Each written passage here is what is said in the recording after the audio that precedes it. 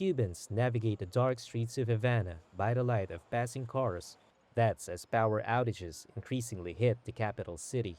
The scheduled and unplanned power cuts sometimes last for over 9 hours a day, and many outlying provinces see just 2 to 4 hours of electricity per day. Havana resident Zabilis Torrientes says the situation is getting worse.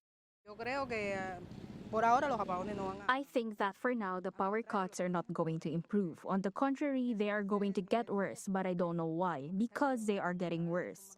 There are more blackouts every day. For example, in my experience, I have to live with electricity because I don't have gas. I live with one gas cylinder per month, and sometimes it doesn't last. I have a 1.5-year-old child, and it's very difficult for me to live with this situation. But what can we do? convivir con esa situación. Pero bueno, ¿qué vamos a hacer? Cuba's government blames the power outages on decrepit infrastructure, damage from Hurricane Melissa, and fuel shortages. Almost 900 megawatts of power generation, nearly a third of daily demand, was shut down on Wednesday due to lack of fuel and lubricants, the country's electrical union said. The communist-run island relies on imported refined products to meet demand. U.S. sanctions and a deep economic crisis have for years made it impossible for the government to buy enough fuel, forcing a growing dependence on allies.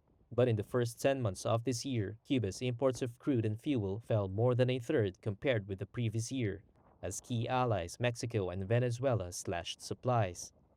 That's according to shipping data and documents seen by Reuters.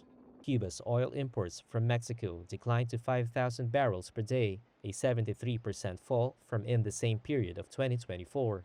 Imports of crude and fuel from Venezuela fell almost 15% over the same period to 27,400 barrels per day, internal documents from Venezuelan state oil company PDVSA showed.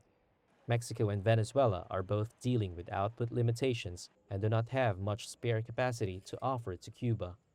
Their lower availability, coupled with Cuba's struggles to pay for purchases on the spot market, has put a ceiling on the country's fuel imports. Russia, a supplier that has helped Cuba in past crises, has only sent a couple cargoes of Urals crude this year, in line with last year's supply, the data also showed. PDVSA, Mexico's state oil company Pemex, and the information ministries of Cuba and Venezuela did not reply to requests for comment.